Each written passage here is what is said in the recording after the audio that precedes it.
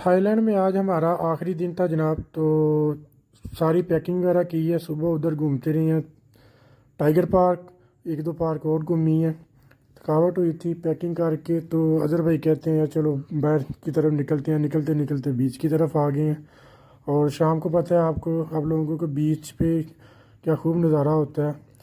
यानी कि दिल नहीं करता, यानी कि वापस जाने का दिल करता, इधर ही बंदा बैठे रहे। खैर वापसी का प्लान बना, वापसी क्योंकि फ़्लाइट थी हमारी सुबह। जाते जाते ये हमने मंडी से मैंगो परचेज़ किए हैं।